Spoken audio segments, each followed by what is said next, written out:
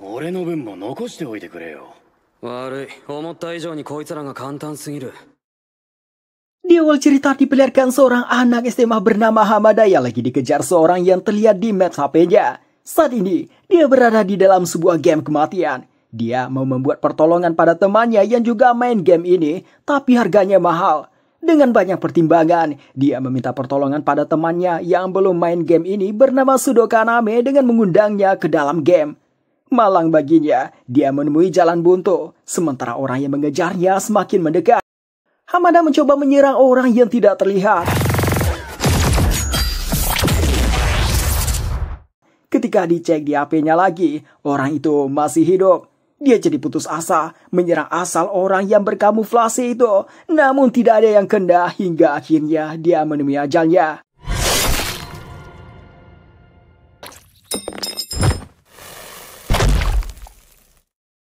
Dengan kematiannya, gamenya memberitahukan dia kalah. Inilah orang yang membunuhnya, seorang dengan pakaian maskot baseball. Keesokan harinya, lokasi kematian Kamada tadi malam menjadi garis tubuh seperti 8 bit dengan terdapat darah di sekitarnya. Hal misterius ini telah terjadi banyak di kota Shibuya. Orang-orang menyebut ini sebagai karya seni jalanan. Di sebuah sekolah, sang MC kita Sudo Kaname melihat pesan dari Hamada tadi malam. Pesan mengundang main game gratis yang namanya Darwin Game. Salah satu teman Kaname yang bernama Kyoda melarang Kaname membukanya, namun Kaname terlanjur menekannya.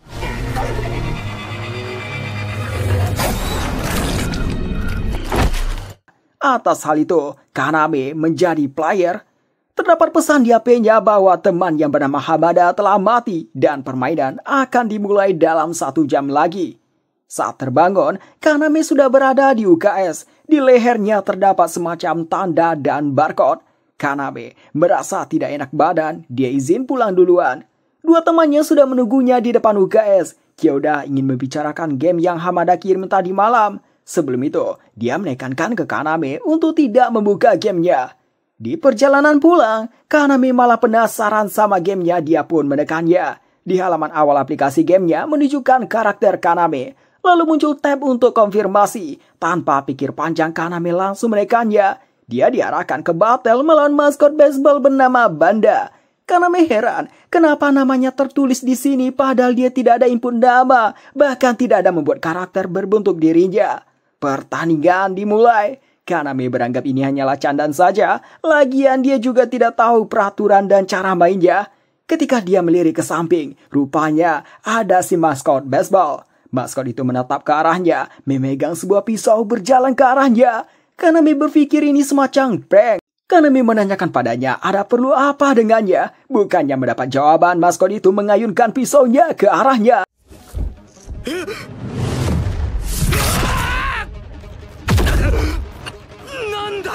Kaname masih belum mengerti kenapa dia diserang. Dia menanyakan alasannya, tapi tidak mendapat jawaban. Banda kembali menusuknya. Beruntung di saat itu sampai di stasiun. Kaname langsung kabur, namun dia terus dikejar sejauh apapun. Orang-orang melihat pengejaran ini semacam event baseball. Kaname sampai di kantor polisi. Dengan nafas terengah-engah, dia memohon selamatkan dirinya. Ada orang dengan pakaian maskot mau membunuhnya. Naasnya, si Pak Pol yang kena imbasnya. Kaname berpikir dia akan mati. Beruntung ada Kyoda, tapi panahnya hanya mengenai bahu. Kyoda menyuruh Kaname lari sampai waktu habis. Dengan begitu, Kaname akan menang. Dari yang Kyoda katakan, Banda memiliki julukan pembunuh pemula. Kyoda ingin memanahnya lagi, kali ini Banda menghilang. Kyoda memiliki sigil yang membuatnya dapat melihat aura makhluk hidup. Kyoda memanah lagi, tapi ditangkis Banda sama tangannya. Kyoda pun berakhir kena tusuk di perutnya. Kyoda membalas dengan menusukkan anak panahnya ke paha Banda. Di saat Banda menahan kesakitan dan sulit berjalan, Kaname memapah Kyoda menjauh. Mereka bersembunyi di suatu tempat. Kaname mengajak memanggil ambulan. Kyoda yang sudah tampak lembas menjelaskan itu tidak bisa dilakukan. Selama game berlangsung, hanya bisa berkomunikasi dengan aplikasi Darwin Game. Kaname tidak mempercayainya. Dia mencoba menghubungi ambulan, tapi itu tidak bisa terhubung. Kaname mendapat pesan dari seorang bernama Suka di Darwin Game. Dari sana barulah Kaname berpikir ini semua gara-gara game ini. Mulai dari ilusi saat di sekolah sampai diserang pria aneh. Pesan Suka berisikan menawarkan bantuan. Banda sudah memasang perban pada pahanya. Dia bisa melacak lokasi Kaname dari fitur gamenya. Kaname sadar akan fitur tersebut. Dia keluar dari persembunyiannya, memancing Banda lari menjauh dari Kyoda. Banda mengikutinya. Dari sana Kaname mengetahui Banda hanya bisa melacak lokasinya. Kaname berlari ke toilet.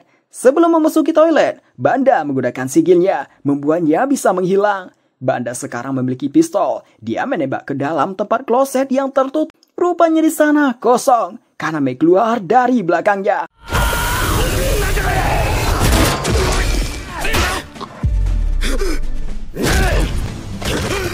Banda menghilang lagi, berjalan menuju Kaname. Kaname jadi cemas, tidak tahu mau ngapain lagi. Tiba-tiba ada mobil yang menabrak Banda. Orang dari mobil itu keluar. Mereka heran tadi serasa menabrak sesuatu, bahkan bumper depannya penyok. Tidak peduli hal itu, mereka melanjutkan perjalanan. Akibat tabrakan tadi, Banda jadi terlihat kembali. Tepat setelah itu, waktu battle berakhir, Kaname menjadi pemenangnya. Sementara itu Banda terdapat semacam kubus di seluruh tubuhnya. Satu persatu kubus itu menghilang bersamaan dengan anggota tubuh Banda. Jelas hal ini membuat Kaname sangat terkejut. Menghilangnya Banda meninggalkan garis tubuh 8 bit seperti yang Kaname lihat di berita. Dalam perjalanan menuju tempat Kyoda, Kaname memanggil ambulan. Malangnya, Kyoda sudah menjadi karya seni 8 bit.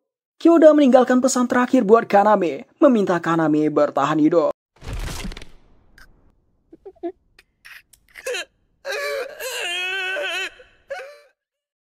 Setelah tenang di rumahnya, Kaname mengecek aplikasi Darwin Game.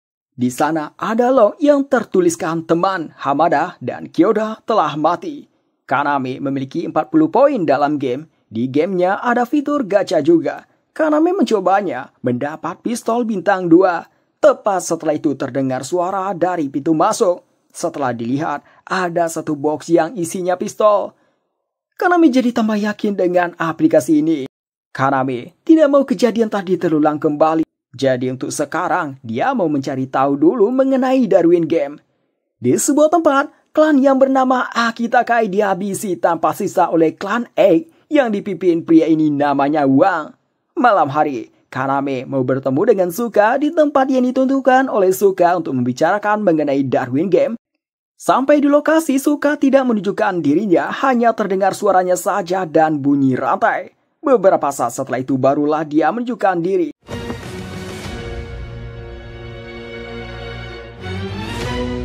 Sosoknya yang cantik membuat Kaname sedikit terpesona. Tapi Kaname heran, nih cewek muncul dari mana? Kaname langsung menanyakan cara berhenti dari game ini. Pertanyaan itu sudah dijawab lewat pesan kemarin.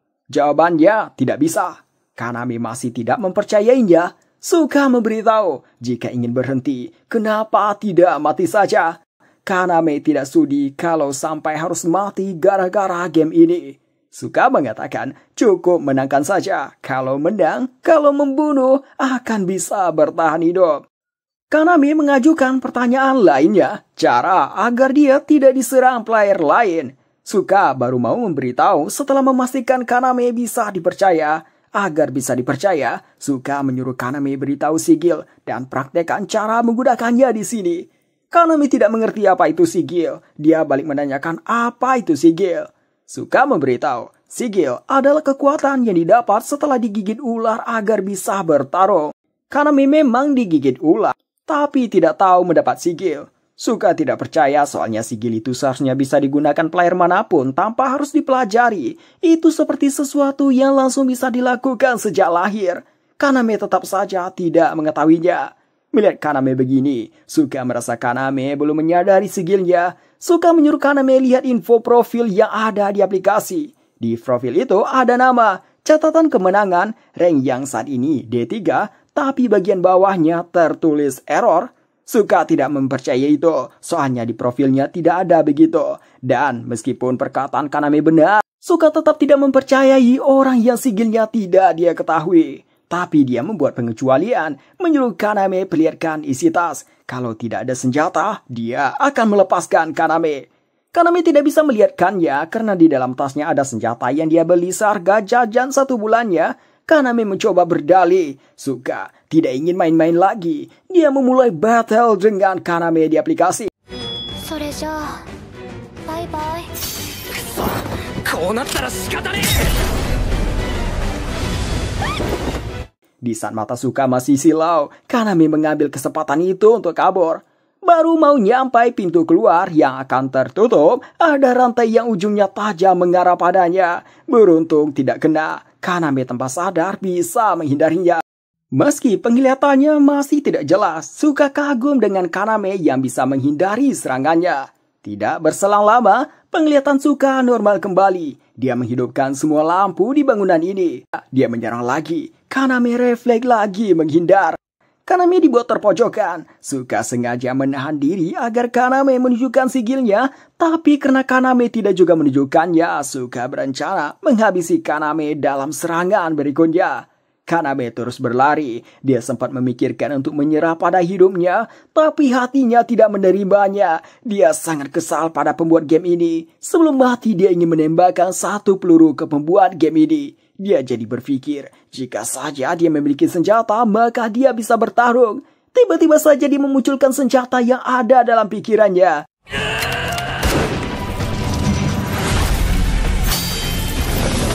Suka memilih mundur dari pandangan Kaname. Kaname pun juga menjaga jarak dan bersembunyi. Dalam hal itu, dia berpikir ini sigil yang dimaksud Suka. Suka mulai menyerang ke berbagai tempat yang dia pikir tempat Kaname sembunyi. Kaname sempat tergores. Kaname mengingat saat dia memunculkan pistol, dia membayangkan lagi sebuah senjata. Terdengar bunyi tembakan. Di sana terlihat ada asap dari tembakan. Suka langsung menuju ke sana, tapi tidak menemukan Kaname. Rupanya Kaname menggunakan pistol sebagai umpan. Dia menembakkannya dengan menarik pelatungnya menggunakan tali dari jauh. Tembakan pistolnya mengarah ke sirkuit breaker sehingga lampu menjadi mati. Mata Kaname sudah menyesuaikan dengan kegelapan. Dia bisa melihat lokasi Suka, sementara Suka masih belum terbiasa. Kaname berlari ke arahnya. Suka menyadarinya dan menyerangnya. Ada yang mengenai kepala Kaname sampai berdarah. Ada juga yang dihindari dan ditangkis. Kaname tetap berlari hingga berhasil sampai ke Suka.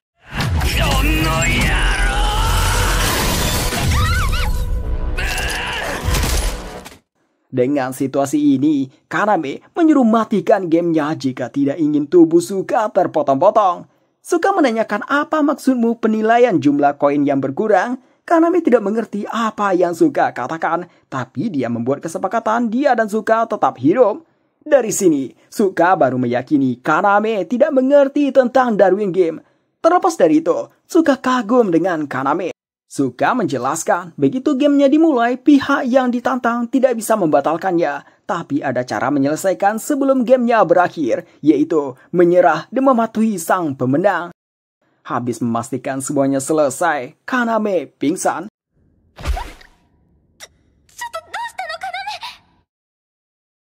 Saat terbangun, Kaname melihat pemandangan yang menakjubkan. Suka tidur bersamanya dengan tidak mengenakan sehelai benang pun. Suka terbangun, senang melihat Kaname yang akhirnya sadar setelah seharian pingsan. Suka membuat permintaan, mengajak Kaname bikin keluarga dengannya. Kaname jadi salah paham. Keluarga yang Suka maksud adalah klan dalam Darwin Game. Habis itu Suka baru memberitahu cara tidak bertarung dengan orang lain, yaitu memakai item bernama Shelter. Penggunaannya memakan 10 poin, tapi hanya bertahan sampai seminggu. Dan tidak bisa mencegah pertemuan langsung dengan lawan dalam encounter battle. Sekarang, poin Kaname bertambah banyak setelah menang melawan Suka. Poinnya yang tadinya 40 menjadi 639. Poin ini sendiri bisa ditukar dengan uang asli. Kaname mencoba menukar 10 koin dulu ke uang. Lalu soal permintaan Suka tadi, Kaname menyetujuinya. Hal itu membuat Suka jadi senang. Tapi masalahnya sekarang, Kaname belum bisa buat klan karena syarat minimalnya berada di rank B2. Sebenarnya Suka bisa saja bikin klan sebab dia sudah rank A4, tapi dia ingin Kaname yang membuatnya. Untuk sekarang mereka hanya bisa berteman dulu. 悪い大規模クランの名のプレイヤーがいるよ。 D ゲーム的に Di jalan perjalanan pulang, karena tidak ada uang, dia ingin mengambil uangnya di ATM. Dia berpikir uangnya tidak sampai 50.000. Tidak dia sangka uangnya jadi 1 juta lebih. Dia langsung berpikir ini karena menukar 10 koin tadi.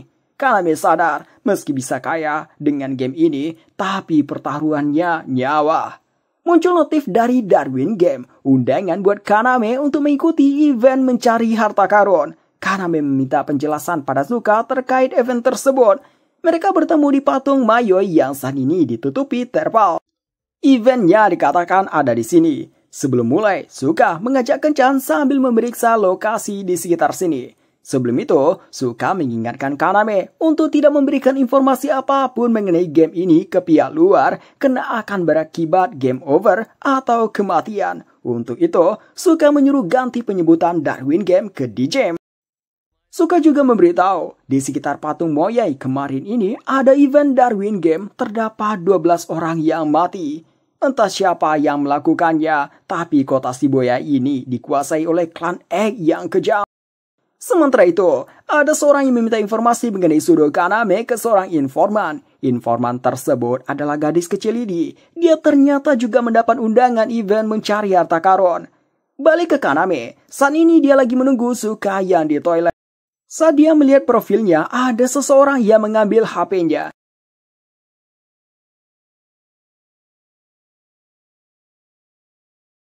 Kaname terpaksa mengikuti orang yang mengaku dari klan Egg ini. Mereka sampai di suatu gang, si Pirang memberitahu saat ini Kaname menjadi pembicaraan player lain karena bisa mengalahkan player terkenal, si pemburu pemula, dan yang lebih mengejutkan si Ratu tak terkalahkan Suka, seorang solo player yang mencapai rank A tanpa sekalipun kalah. Alasan itulah yang membuat player lain ingin bertarung dengan Kaname. Kaname mengatakan dia tidak punya alasan bertarung sekarang dan tidak berniat bermain. Mendengar itu, HP-nya dikembalikan lagi. Saat HP-nya sampai di tangan Kaname, si Pirang yang bernama Inukai memulai battle dengan Kaname. Inukai meremehkan Kaname yang seorang pemula, makanya dia tidak memakai sigil. Dia bertarung menggunakan tangan kosong. Awalnya Kaname bisa menghindarinya, tapi sebagai seorang amatir, dia tidak bisa bertahan lama, pipinya terkena tinju. Satu tinju itu saja sudah membuat Kaname roboh. Inukai pun jadi merasa tidak bersemangat dan tidak percaya orang begini bisa mengalahkan rank A. Walau tinju itu terasa sakit untungnya, tapi Kaname malah tersenyum.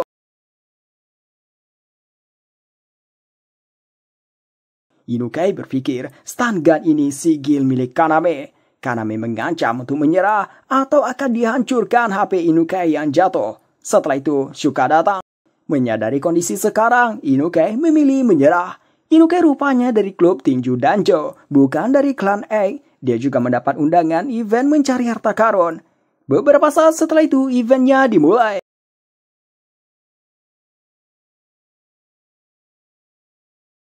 Kaname diteleport ke sebuah kamar. Terdapat 6 jenis harta karun berbentuk cincin dengan batu langka dengan poin yang berbeda. Cincin bisa ditemukan lewat aplikasi Maps dan kamera dimensional. Jika player tidak bisa mengumpulkan 3 harta karun dalam waktu yang ditentukan, akan game over. Peserta ada sebanyak 300 orang. Cincin yang tersedia hanya 300 saja. Siapapun boleh menyerang siapa saja, yang berarti ini ajang saling rampok dan membunuh.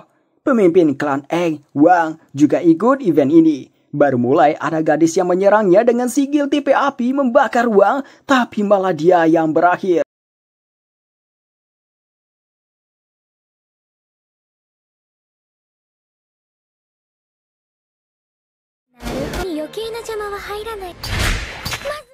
Orang biasa yang berada di lokasi event ini, setelah mendengar suara aneh, mereka menjadi orang yang linglung dan berjalan ke rumah masing-masing seperti terhipnotis. Ini ditujukan agar tidak ada orang yang mengganggu selama event berlangsung. Kaname mencoba menghubungi Suka, namun komunikasi dihentikan, hanya bisa chat lewat game. Kaname menggunakan kamera dimensional. Lewat kamera tersebut kotanya terlihat seperti reruntuhan dan terlihat banyak cincin. Kaname menemukan satu di kamarnya. Cincinnya terlihat biasa, tapi lewat kamera dimensional jadi cincin batu rubi yang berarti 500 poin kalau diuangkan menjadi 50 juta. Kaname keluar dari kamarnya langsung menemukan jejak orang mati, dinding dekat sana juga ada. Kaname cek lagi dengan kameranya. Terlihat banyak cincinnya yang bergerak, yang artinya banyak player. Kaname bertemu seorang player, tapi melihat Kaname yang gemetar takut untuk membunuh orang, player itu memilih mengabaikan Kaname. Beberapa saat setelah itu bertemu gadis informan namanya Rain. Dia menyarankan Kaname untuk tidak menggunakan lift. Awalnya Kaname menganggapnya anak-anak. Rain marah, dia bilang dia anak kelas 1 SMP. Beberapa saat setelah itu pintu liftnya terbuka. Pria tadi dan beberapa orang tersender dengan banyak akar tubuhan di sekitarnya. Menurut Rain, di hotel ini setidaknya ada sekitar 25 player. Namun yang terlihat sekarang hanya 10-an. Kemungkinan sudah banyak dibunuh oleh pengguna sigil tumbuhan ini. Dan lagi, orang itu menutup akses keluar hotel. Rain pun mengajak Kaname kerjasama. Di suatu tempat, terlihat orang-orang yang menonton event Darwin Games secara live. Mereka pada membuat taruhan siapa yang menang. Host memberitahukan posisi pertama event ini adalah si Ratu Tak Terkalahkan, mengumpulkan 6 cincin dengan total poin 1.900. Posisi kedua Wang mengumpulkan 5 cincin, tapi total yang dikumpulkan klannya adalah 18. Suka dikejar 4 orang dari suatu klan, meski mereka terbiasa bekerja sama, tapi tetap rata sama Suka.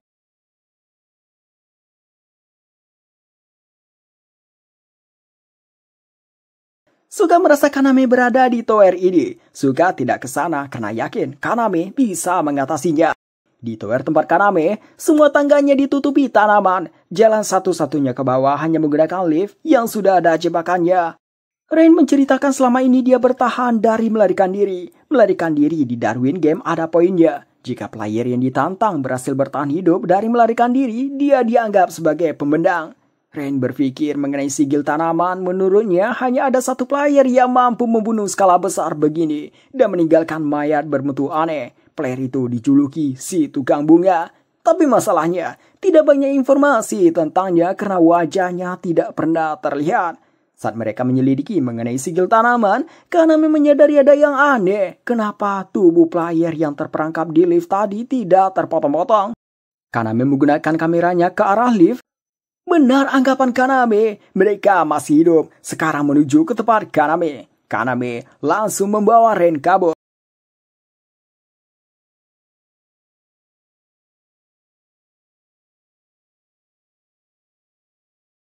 Flashbang tadi dibeli Rain dari shop Darwin Game. Rain menduga mereka tadi dikendalikan si tukang bunga dengan tanaman obat bios, dan yang dikendalikan inilah yang membunuh player di lantai atas. Tapi herannya, kenapa si tukang bunga tahu lokasi player? Kaname menemukan jawabannya, yaitu lewat CCTV yang berarti si tukang bunga berada di ruang pengawas. Kaname menghancurkan satu persatu CCTV-nya. Si tukang bunga tidak terlalu memikirkannya karena hotel ini sudah menjadi kebunnya. Kaname dan Rain bisa mengelabui yang mengejarnya. Berkat sigil Rain yang bernama Lapless, di mana dia bisa mengetahui letak serta momentum dari seluruh pergerakan atom, ditambah kemampuan analisa yang Rain miliki membuat sigilnya tambah OP, sehingga masa depan dan masa lalu dibuat tidak pasti. Si tukang kebun merasa aneh. Kaname dan Rain bisa terus menghindar. Jejak terakhir mereka berada di lantai 29. Dia pun membuat strategi, di mana 2 prajuritnya akan menunggu di sisi tangga, sementara 2 lainnya akan mengepung dari sisi yang berlawanan. Dengan begitu, dia bisa memeriksa setiap lantai. Dan jika salah satunya terbunuh, berarti target ada di sana. Strategi itu dijalankan, namun sampai di lantai 29 tidak juga menemukan Kaname. Rupanya, mereka berada di kamar lantai 2901 tempat Rain diteleportasi. Sebelumnya, Rain menyelipkan bantal di pintu kamar yang memakai sistem autolock sehingga dia bisa masuk kembali ke kamarnya. Si tukang bunga tidak menduga hal itu karena semua kunci kamar berada di lantai 1.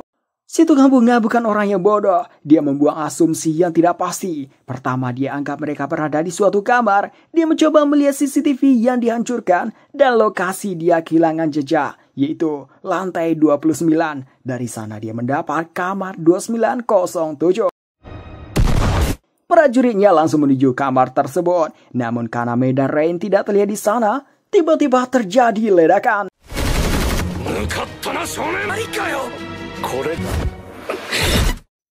Itu berasal dari Ren yang berada di lantai 26. Dia mencoba menghancurkan tanaman yang menghalangi tangga, tapi tidak cukup. Prajuritnya langsung mengejar ke sana. 2 orang dilumpuhkan sesaat sama Ren. Habis itu Ren memancing mereka ke lantai teratas, lantai 40.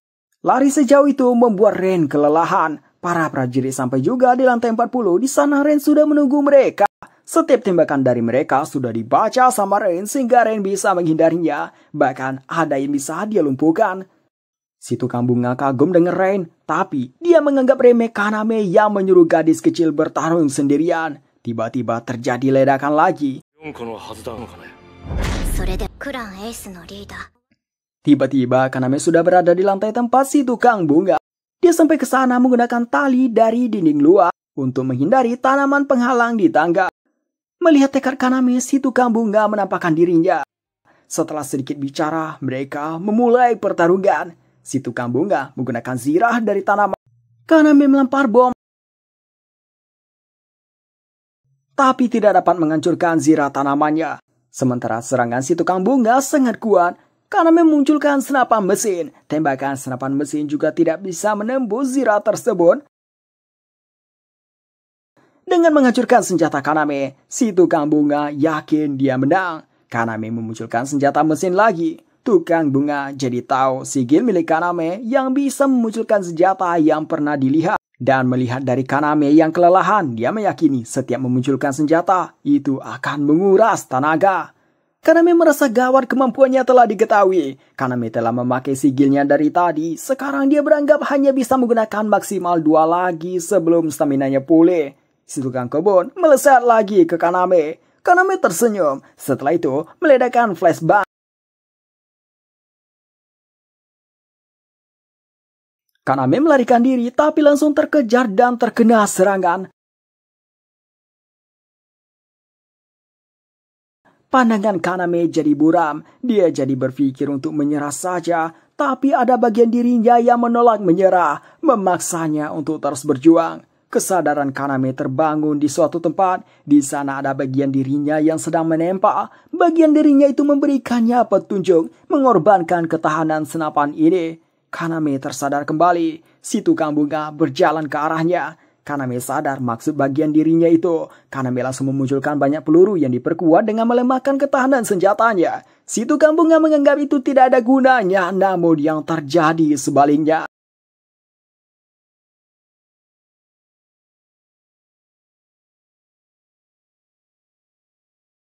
Menyadari telah kalah, si tukang bunga meminta mengakhirinya dengan cepat, lalu dia menutup matanya meminta maaf dalam hati pada anak gadisnya.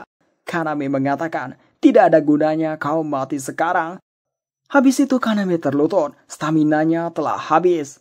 Ren muncul mengancam tukang bunga agar tidak bergerak. Ren menceritakan tahap pertama event hampir selesai, sebagian besar cincin berada di tangan para pemimpin kuat. Mulai dari sekarang, event ini akan menjadi pertarungan kematian.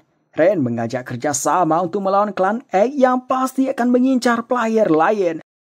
Kaname istirahat dulu, baru 3 jam tidur dia sudah terbangun. Kaname melepaskan pria bertopeng dengan memberikannya 3 cincin dengan syarat tidak menyerangnya lagi.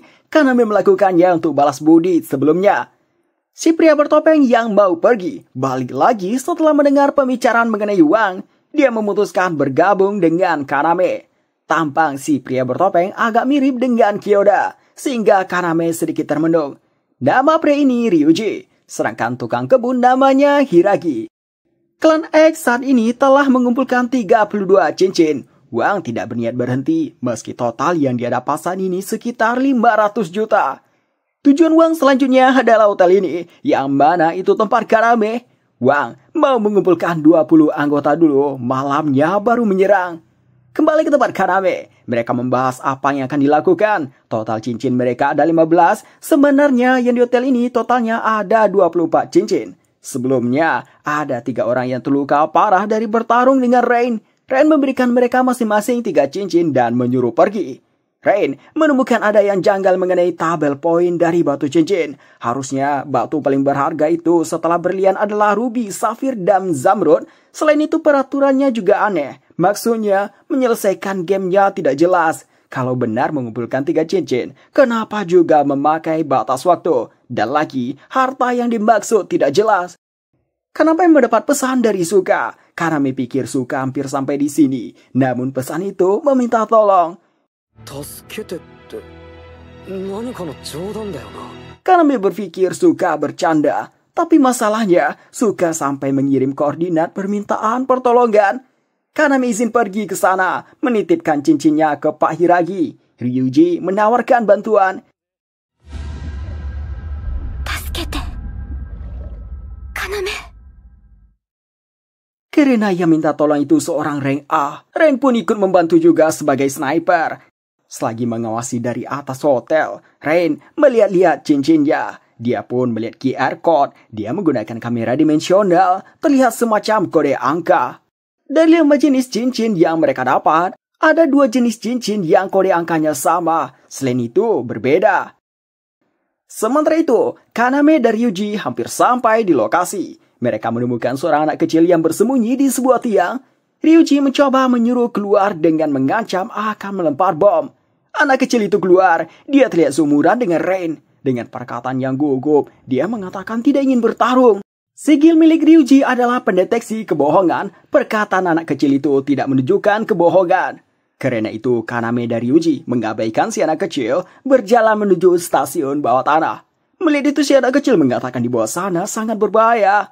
Saat ditanya alasannya, dia menjawab hanya perasaannya. Stasiun bawah tanah terlihat dipenuhi air. Kaname sadar ini kekuatan Sigil, tapi dia khawatir kondisi Suka. Maka dari itu, dia menyelam ke dalam sana. Ryuji menghadapkan senjatanya ke si anak kecil, karena si anak kecil berbohong saat ditanya kenapa berbahaya.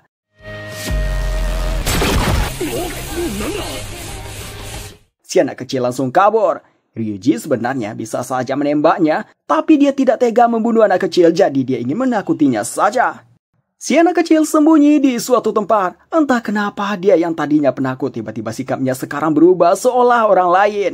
Di sisi lain, Suka masih bertahan memegang plang. Dia sudah kelelahan bertahan di sini dengan air yang begitu dingin seperti es. Kesadarannya perlahan menghilang.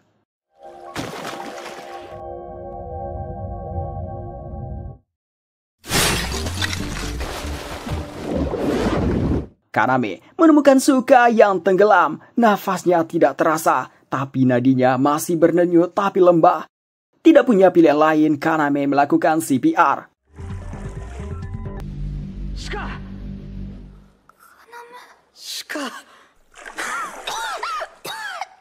Suka menggoda Kaname yang menciumnya. Kaname beralasan itu hanyalah CPR. Suka pun mengulang ciumannya. Kaname dibuat tercengang. Habis itu, Suka berterima kasih. Setelah itu, Suka menceritakan alasannya main Darwin Game, yaitu mencari pria yang membunuh kedua orang tuanya lalu membunuhnya, serta membunuh pembuat game ini yang membuat orang tuanya terbunuh karena memainkannya. Kaname mengatakan juga sama, dia ingin memberi pelajaran ke pembuat game ini. Di atas hotel muncul batu berlian. Setelah itu, muncul pesan penyebaran cincin gelombang kedua. Klan X sudah berkumpul, sekarang menuju hotel. Sementara itu, Kaname dan yang lain sedang menginterogasi si anak kecil. Anak kecil ini pelaku yang mengurung Suka di stasiun bawah tanah yang penuh air. Anak kecilnya jadi orang yang kikuk lagi. Dia meminta maaf pada Suka. Sebenarnya Suka akan membunuh langsung, tapi untuk kali ini dia malah berterima kasih. Berkat terkurung di sana, dia jadi tambah dekat dengan Kaname. Anak kecil ini namanya Sui. Dia mengeringkan pakaian Kaname dan Suka dengan sigilnya yang bisa mengendalikan air. Dia menceritakan tentang dirinya. Di dalam dirinya ada jiwa kembarannya yang sudah meninggal namanya Sota, yang bisa bertukar tubuh dengannya. Itulah kenapa kepribadiannya bisa berubah. Dalam satu tubuh mereka punya 2 sigil. Sui mengendalikan air, sedangkan Sota mengendalikan es. Suka jadi tertarik padanya. Dia pun mengajak gabung dengan klan Kaname.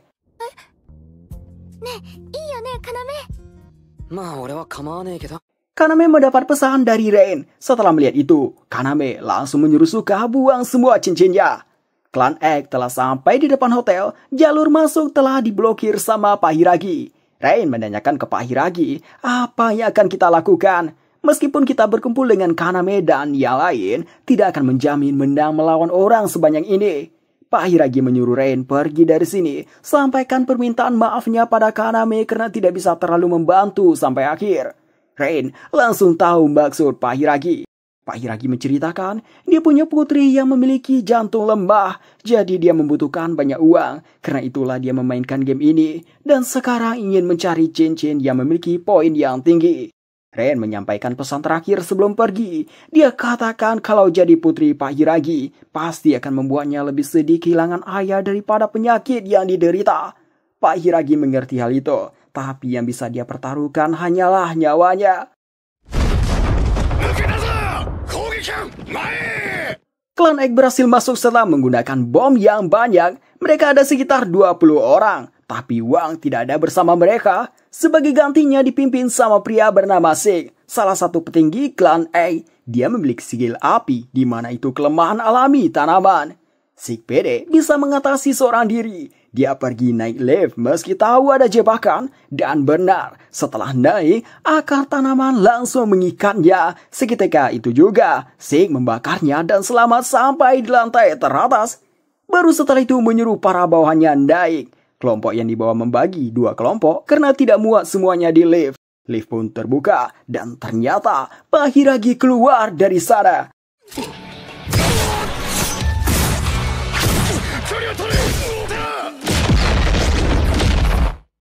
Sig heran kenapa kelompoknya lama sekali. Beberapa saat menunggu, pintu lift terbuka dan itu Pak Hiragi yang tampak telah terluka. Pak Hiragi bilang temanmu tidak akan datang, tidak ada cincin untuk kalian. Sig menjadi sangat marah. Sementara itu, Rain berhasil kabur. Dia telah menganalisa seluruh batu cincin, mendapat petunjuk yang berada di batu rubi dan safir yang memiliki angka yang sama yaitu 9. Dan berdasarkan skala kekerasan MOS, kedua batu itu adalah 9. Jika menyusun angka tersebut berdasarkan skala kekerasan MOS, sebuah koordinat yang jelas akan muncul. Dan lokasi yang ditujukan oleh koordinat itu adalah stasiun Shibuya, pusat dari event ini. Jadi menurut Rain, harta sesungguhnya tersembunyi di stasiun tersebut. Di stasiun tersebut, Rain terkejut melihat ada klan Egg yang lebih mengejutkan, ada Wang dan banyak anggotanya. Rain langsung menyadari kalau si Wang membawa anggotanya yang tidak diundang ke event ini. Kembali ke hotel, dari luar terlihat ledakan-ledakan, seperti ada pertarungan yang besar. Pak Hiragi sangat kesulitan melawan Sig, meski dia sudah menyiapkan berbagai jebakan, dalam sekejap itu hangus terbakar oleh Sig.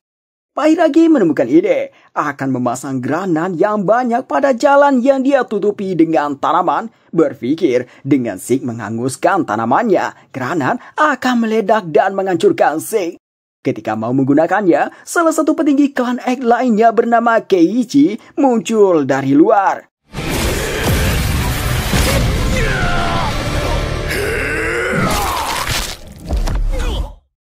Mereka berpikir Pak Hiragi telah kehilangan nyawanya. Di saat penjagaan mereka menurun, Pak Hiragi menggunakan jebakan yang dia siapkan.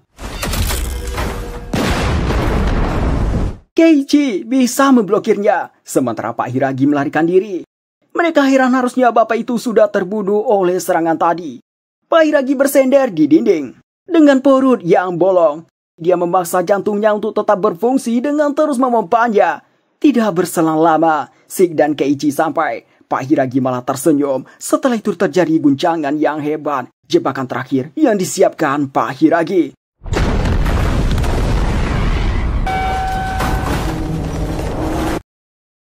Di sebuah rumah sakit, putrinya Pak Hiragi terbangun teringat akan ayahnya. Kaname melihat ledakan besar dan runtuhnya hotel dari jauh. Kaname menyadari apa yang terjadi. Dia tidak mau larut dalam kesedihan. Dia mengajak yang lain selesaikan game ini. Kembali ke Rain, dia menguping pembicaraan 2 anggota klan Egg yang lagi patroli. Dari pembicaraan mereka, ternyata Wang telah memecahkan kodenya seperti Rain, tapi belum menemukan harta karunnya. Sigil salah satu dari mereka adalah hidung serigala. Atas hal itu, Rain ditemukan. Rain bisa mengecoh beberapa dari mereka. Rain yakin selama tidak bertemu dengan Wang, dia akan bisa lolos. Tapi sayangnya Wang tiba-tiba saja berada di depan matanya. Rain pun berakhir ditangkap. Wang menyuruh Rain bicara mengenai harta karun. Rain awalnya bilang tidak tahu. Wang pun mendelintir tangannya. Itu memang menyakitkan untuk Rain, tapi bukannya takut, Rain malah memprovokasi Wang dengan cerita. Kesal mendengarnya, Wang jadi ingin memotong jari Rain satu persatu. Di saat itu juga kelompok Kaname datang. 少し遅くないですか、要さん。 Kaname menyuruh Wang buat pilihan, bernegosiasi dengannya atau saling membunuh. Wang malah tertawa, dia tidak ada niat buat negosiasi. Klannya menganut prinsip take and take. Sebelum membunuh, Wang menyuruh serahkan informasi padanya. Karena tidak bisa bernegosiasi, pertarungan pun dimulai.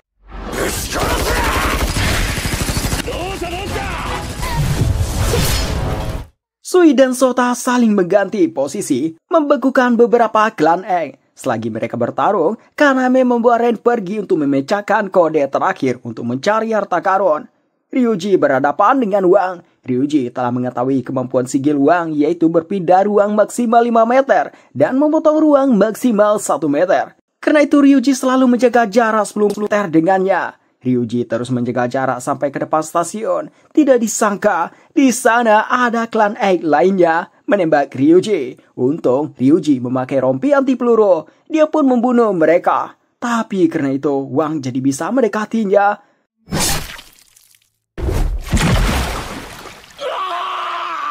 Wang melihatkan botol yang berisikan jari manusia. Dia mengatakan ini minuman favoritnya. Jadi Ryuji akan menjadi salah satunya.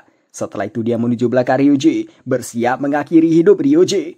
Ryuji juga bersiap mengaktifkan bom bunuh diri. Saat tangan itu mau mencapai kepala Ryuji, Kaname menghentikannya. Dia mengangkat tangannya mengatakan dia menyerah. Wang tertawa, benar-benar percaya Kaname datang meminta pengampunan. Dia pun menyuruh Kaname perhatikan dari sana saat dia melakukan mutilasi. Kaname mengambil kunci di sakunya. Dia katakan sudah menemukan harta karun yang tersembunyi yang bisa dibuka dengan kunci ini. Kaname menukar kunci ini dengan keselamatannya. Ryuji tidak tahu rencana Kaname. Baginya itu tidak bekerja karena Wang bukan orang yang bisa diajak bicara. Selain itu, Wang orang yang kejam. Alasan kenapa Ryuji ingin membunuh Wang karena adiknya dibunuh oleh Wang. Tapi sekarang dia tidak bisa asal mengaktifkan bom. Soalnya Wang punya kekuatan pindah ruang. Kaname mengancam akan menghancurkan kuncinya. Ryuji menganggap ini tidak ada gunanya. Tapi ternyata Wang penasaran dengan perkataan Kaname. Kaname kemudian menceritakan mengenai kode batu berlian. Intinya 3 angka di depan menunjukkan lokasi kunci ini dan 3 angka di belakang adalah brankas besi Inaho. Cerita itu terlihat masuk akal untuk Wang. Wang memikirkan pasti harta karun yang dimaksud event ini harganya jauh lebih besar. Dan jika memenangkan event ini akan menerima wewenang khusus. Karena itu, dia tidak bisa mengabaikan perkataan Kaname. Wang setuju menukar keselamatan Kaname dengan kunci itu. Tapi Ryuji tetap akan dia bunuh. Kaname pun setuju. Mengatakan dia beraliansi dengannya bukan berarti berteman. Mendengar itu Wang sangat puas tertawa. Tapi dia menekankan ke Kaname kalau berbohong nyawa Kaname akan melayang. Kaname melempar kuncinya ke Wang. Di saat Wang menangkapnya, Kaname diam-diam membuka brankas di sampingnya dengan memasukkan pin 6 digit angka yang dapat setelah Ren berhasil memecahkan kode terakhir dari batu berlian. Setelah itu Kaname minta maaf karena memberikan kunci sepedanya. Wang pertama terdiam, lalu melihat sebuah brankas yang terbuka dengan ada sebuah kotak. Wang langsung marah, menyadari dirinya telah ditipu. Dengan ditemukannya harta karun yang sesungguhnya, event pun berakhir. Di pesan masing-masing player, Kaname dinyatakan sebagai pemenang.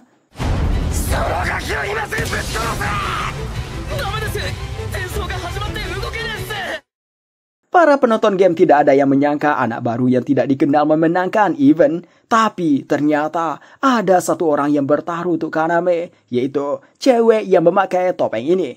Para player yang bertahan diteleportasi ke lokasi awal mereka, hanya Kaname sebagai pemenang yang bertahan di lokasi akhir. Kaname mengecek harta karunnya, itu sebuah handphone. Ada yang menelpon lewat HP itu. Orang yang menelpon mengucapkan selamat pada Kaname dan memuji Kaname melebihi ekspektasinya. Kaname menyadari orang ini pembuat Darwin Game, sehingga Kaname meninggikan suaranya. Orang itu membenarkannya, lalu mengajak masuk ke intinya. terlebih dahulu menyuruh Kaname tanah marah dan mengatakan bicara dengannya kesempatan yang langka. Si Game Master mulai bicara lagi. Pertama tentang hadiah. Hadiah menyelesaikan event 1000 poin. Anggota tim akan dibagi setengah. Ada hadiah poin lainnya yang menjadikan total bonus poin yang didapatkan Kaname dalam event ini adalah 5.237 poin. Poin sebanyak itu hanyalah hadiah sampingan. Karena event ini sulit, jadi ada hadiah istimewanya, yaitu sebutkan keinginan Kaname. Kaname meminta berhenti dari game. Permintaan itu tidak bisa dikabulkan si Game Master karena berlawanan dengan tujuannya. Tapi Kaname tetap membicarakan mengenai berhenti dari game. Akhirnya Game Master memberitahukan ada 2 cara berhenti. Pertama, harus ada yang menamatkan Darwin Game, yang mana itu tujuan Darwin Game sejak awal. Satunya lagi adalah membunuh Game Master dan menghancurkan seluruh sistem Darwin Game. Setelah mendengar itu, Kaname memikirkan permintaan apa yang akan membantunya dalam menghancurkan Darwin Game. Setelah memikirkannya, dia memberitahukan keinginannya. Di akhir pembicaraannya, Game Master memberitahukan nama sigil Kaname adalah Palu Dewa Api.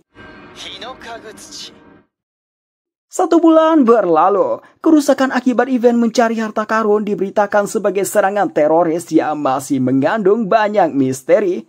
Di sebuah rumah sakit, anaknya Pak Hiragi yang namanya Suzune diberitahukan kematian ayahnya. Suzune sangat terkejut dan tentunya dia sulit menerimanya. Pak Hiragi meninggalkan uang asuransi atas nama Suzune. Suzune tidak menerimanya, dia menyuruh orang asuransi itu keluar. Orang asuransi itu keluar meninggalkan sebuah cek. Yang melakukan ini rupanya Rain. Beberapa saat setelahnya, Suzune mau mengembalikan ceknya, dia pun mengejarnya.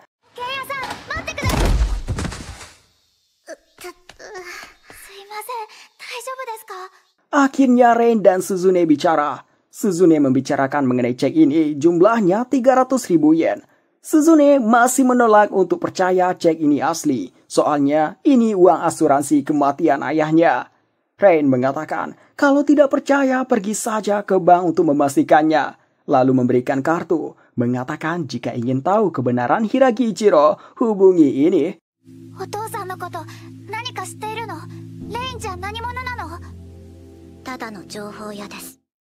Berpindah ke klub tinju Danjo. Di sana Ryuji menumbuhkan kembali tangannya setelah berobat sama Kaede, pengguna sigil healing. Semua biayanya dibayar oleh Kaname.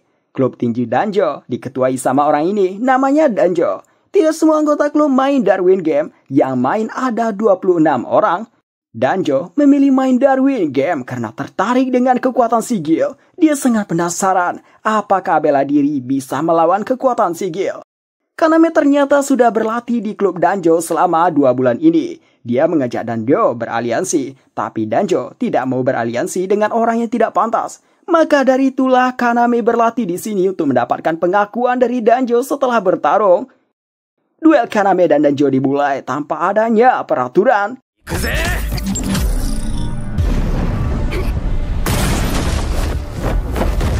Danjo memuji refleks Kaname yang bagus. Ren dan Ryuji menonton pertarungan. Ryuji kagum dengan Kaname yang sanggup menghadapi player peringkat keempat di Darwin Game. Ren setuju, Kaname bisa menjaga jarak dan menggunakan senapan mesin yang itu adalah kelemahan ahli bela diri.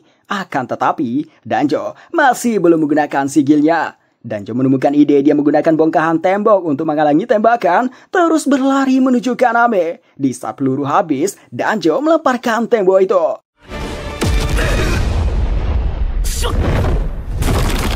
Danjo menyarankan Kaname menyerah atau Kaname akan terluka. Kaname malah tersenyum. Dia menggunakan bom. Danjo mengira ini bom bunuh diri. Karena itu dia menggunakan sigilnya Iron Wall membuat tubuhnya jadi keras. Namun itu cuma flashbang. Di saat Danjo membuka matanya, Kaname sudah mengarahkan 2 SMG padanya. Danjo memuji Kaname. Dia menganggap kemenangan Kaname melawan rank A bukan cuma hanya rumor. Oleh karena itu, dia mengakui Kaname sebagai aliansi yang setara dengannya. Tapi Danjo tidak ingin pertarungan berakhir sampai di sini saja. Dia mau bersenang-senang dulu. Dia mengajak lanjutkan pertarungan. Tiba-tiba saja datang cewek bertopeng.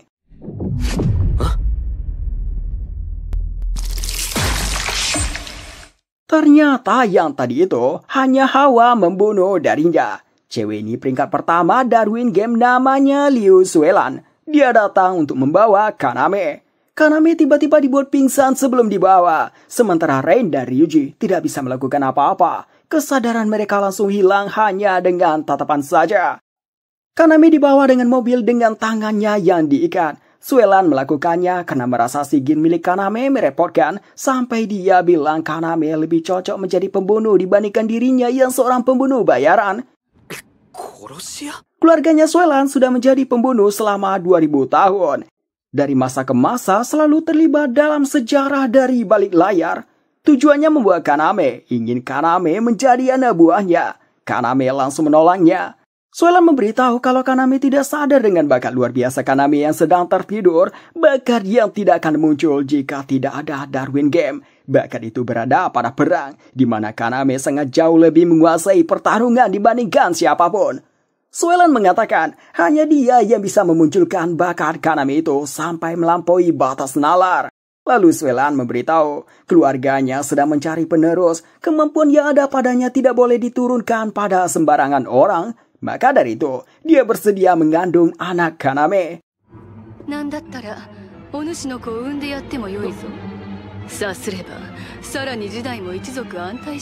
Tiba-tiba sopirnya memberitahu ada yang mengejar. Itu anggota klannya Kaname, Sunset Ravens. Sukalah yang inisiatif melakukan ini.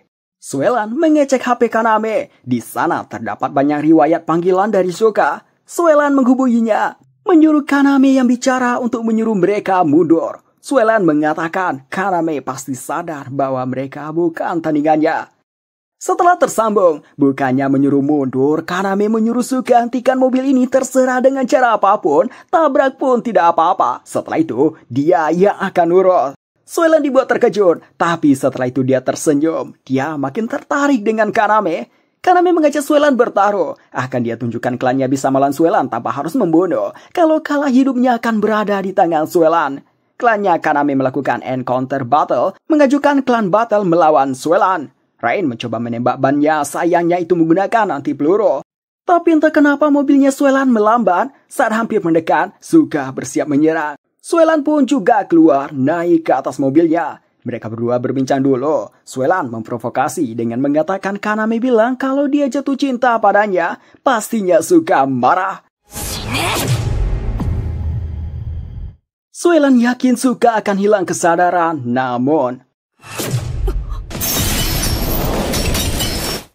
Suka sekarang berada di mobil yang sama. Suelan tersenyum karena sudah lama ada orang yang tetap bisa bergerak setelah terkena hawa membunuhnya. Suka pun sadar kenapa cewek ini rank 1.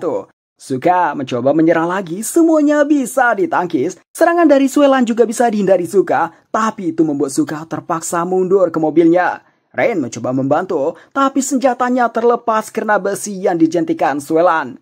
Suelan menancapkan pisau ke ban mobil Sunset Raven, membuat Ryuji tidak bisa mengendalikan laju mobilnya. Mobil Suelan perlahan menjauh. Dengan ini Suelan menganggap ini sudah berakhir. Kaname ternyata bisa melepaskan ikatan di tangannya. Dia memunculkan botol sake, melemparkannya keluar. Melihat itu, Suka langsung mengerti. Dia menyuruh Souta menggunakan sigil es saat dia beriaba-aba.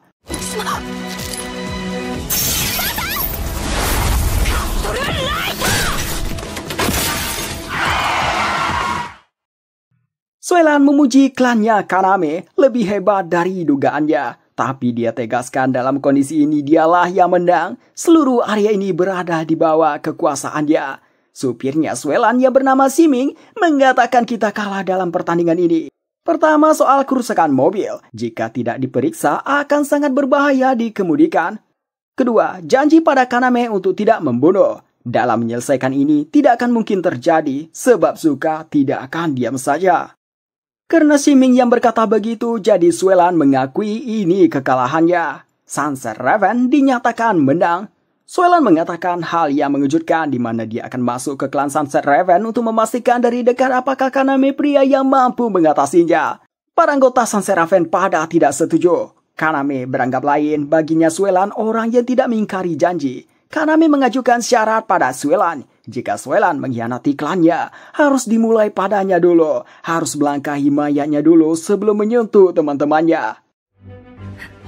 約束しよう。ようこそ我がクランへ。だ。Kaname dikirim video penyiksaan Shinozuka, temannya Kaname yang dilakukan klan A. Jari Shinozuka terlihat sudah dipotong semuanya. Kaname disuruh mencari sendiri lokasinya. Kaname begitu kesal, ingin rasanya membunuh Wang. Dia sampai meninju-ninju tembok. Setelah Kaname tenang, mereka menyusun strategi. Menurut analisa Ren dari videonya, video itu direkam di distrik penyimpanan barang di pesisir pantai. Ren juga telah mencari info mengenai klan Egg terbaru, di mana kekuatan mereka telah berkurang setelah event mencari harta karun. Salah satu petinggi mereka, Sik, tidak ditemukan keberadaannya. Di lokasi Sandra, Wang sangat yakin orang naif seperti Kaname datang menyelamatkan temannya. Shinji mengabarkan ada polisi. Wang tidak cemas sama sekali, malahan menyuruh Keiichi mengatasinya. Keiichi keluar seorang diri, di wajahnya terdapat luka dan kehilangan satu mata akibat pahiragi. Tanpa pikir panjang, dia membunuh polisinya.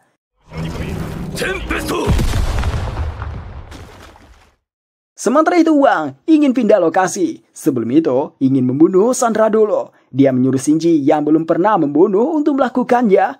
Anggota yang lain mengabarkan polisi mencoba masuk lewat pintu belakang. Wang memutuskan untuk main-main dengan para polisi itu.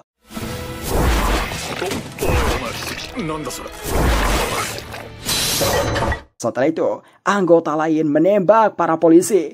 Melihat satu persatu polisi mati, Shinozuka berpikir dia juga akan mati.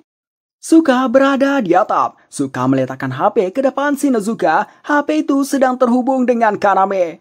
Kaname menyuruh Shinozuka terima undangan Darwin Game di HP itu. Karena tidak punya jari, Shinozuka menggunakan lidahnya. Shinji datang, mau membunuh Shinozuka karena perintah Wang. Shinji terkejut melihat Shinozuka yang telah terbebas dari ikatan. Shinji langsung menembaknya.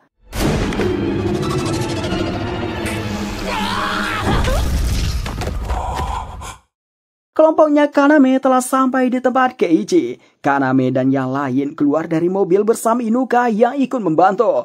Inukai meminta serahkan Keiichi padanya. Balik ke Shinozuka. Dia terheran dengan apa yang dia lakukan. Dia sekarang bisa menggerakkan sesuatu dengan pikirannya. Dia beranggap ini diberikan Kaname supaya dirinya bisa kabur. Ada dua orang yang datang. Shinozuka juga menerbangkan mereka. Kali ini Wang muncul, dia malah tertawa. Dia yakin ini pasti ulah Kaname, yang berarti Kaname telah datang. Wang teriak memanggil Kaname, mengatakan jika tidak keluar akan dia potong-potong babi ini.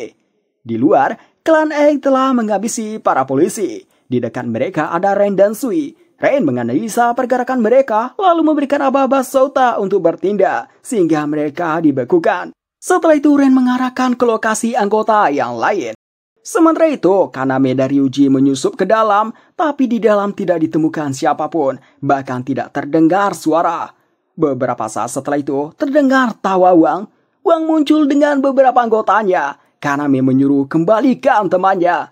Wang mengatakan, si babi dari awal berada di dekat Kaname. Sesaat, Kaname langsung sadar, dia menengok ke arah box di belakangnya, di sana keluar banyak darah. Kaname terlutut. Lagi-lagi dia kehilangan temannya. Dia tidak kuat menahan ekspresinya. Wang sangat senang melihat ekspresinya Kaname. Wang mengatakan ini salah Kaname karena berani menipunya. Dan karena Kaname, teman Kaname kehilangan semuanya padahal punya impian, keluarga, dan masa depan. Kaname jadi termenung, berpikir ini memang salahnya. Dia terbayang 3 temannya yang telah tiada. Sebelumnya mereka berempat sudah buat janji jalan-jalan dengan motor di liburan musim panas. Melihat Kaname yang begini, Wang jadi malas membunuh. Dia pun pergi. Shinji menawarkan diri untuk membunuh sebagai ganti kesalahan tadi.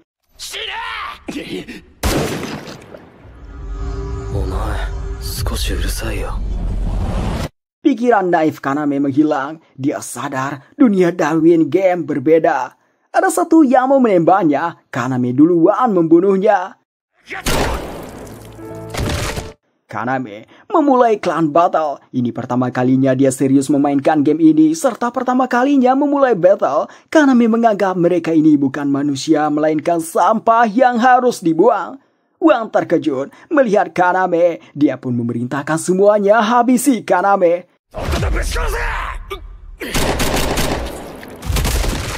Kaname menghabisi mereka semuanya. Lagi-lagi pelurunya tepat di kening. Saking mudahnya membunuh mereka, Kaname menganggap mereka seperti bayi. Sekarang tinggal Wang seorang. Dia begitu marah, langsung menyerang. Kaname terlihat tenang saja. Dia mengatakan Wang selalu memakai pola yang sama. Dari belakang, sigilnya Suka menusuk punggung Wang. Wang berbalik ke Suka, serangannya juga bisa dihindari Suka. Suka mengejek dan mempermainkan Wang. Saking kesalnya, Wang berpikir tidak cukup untuk membunuh saja. Lalu Suka memancing Wang menjauh. Sementara itu anggota klan Egg banyak berdatangan di tempatnya Kaname. Satu persatu dari mereka dihabisi sama Kaname. Sisanya dihabisi sama Ryuji. Di tempatnya Suka dan Wang, Wang menceritakan apa yang akan dia lakukan pada tubuh Suka dan Kaname. Suka membalas dengan mengejek Wang lagi, menanyakan kenapa Wang terlahir, apa Wang produk gagal Tuhan. Pertarungan dimulai kembali. Sigil Suka dihancurkan tepat di depan mata Wang, tapi entah kenapa Wang terjatuh. Rupanya satu kakinya terputus. Wang tidak mengerti apa yang baru saja terjadi. Jelas-jelas dia sudah menghancurkan sigil milik Suka. Suka tersenyum mengejek, mengatakan, apakah kau memotong kakimu dengan sigil sendiri? Wang mengikat kakinya menghentikan pendarahan. Di saat itu dia membuat rencana. Pertama dia teleport 2 meter di belakang Suka. Selagi jatuh akan mencari celah serangan dan diakhiri dengan memotong leher Suka. Kali ini bagian tangannya yang putus. Ternyata ini semua kena kawat yang sudah dipersiapkan Suka di gedung ini. Wang mempertanyakan kenapa bisa sampai motong ke tulang. Harusnya kawat tidak mungkin bisa melakukannya.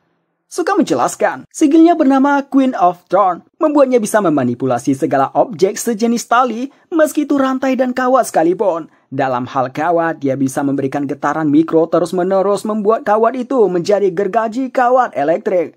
Suka kemudian mengikat tubuh Wang. Wang sempat berpikir untuk kabur. Dia bisa saja lepas dari kawat ini. Tapi dia sadar tempat ini sudah dipenuhi kawat. Mau tidak mau dia menggunakan kartu as sigilnya, yang mana membuatnya bisa bertukar tempat dengan targetnya.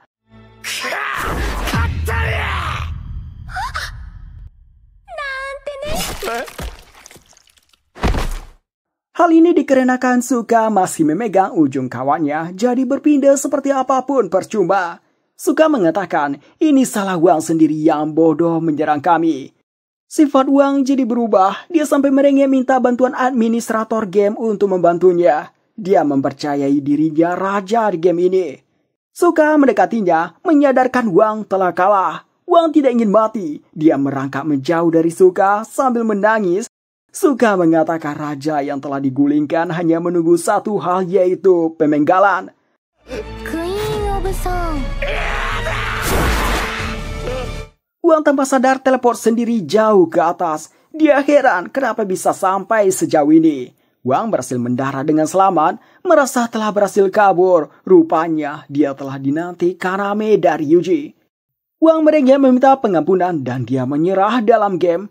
Wang mengatakan karena battle antar klan yang ada rank A, Sans Seraphin mendapat 1.800 poin atau 180 juta. Ini tidak cukup buat Kaname, masih jauh dibandingkan apa yang telah Wang ambil. Jadi Kaname mengambil semua yang Wang miliki. Sebelum memulai Battle War, Kaname memasang taruhan all-in, sehingga dia mendapatkan poin sebanyak 8.869 poin. Ini hak istimewa yang hanya dimiliki Kaname. Sementara itu, Inukai yang tersudutkan oleh Keiichi terselamatkan dari kalahnya klan Egg. Sama halnya dengan Keiichi, Wang menemui ajalnya dengan rasa kekecewaan karena bukan sang raja. Saat tinggal bagian kepalanya saja, Wang mengatakan Kaname sama seperti dirinya, seekor serangga beracun yang dikurung. Kaname pun menembaknya.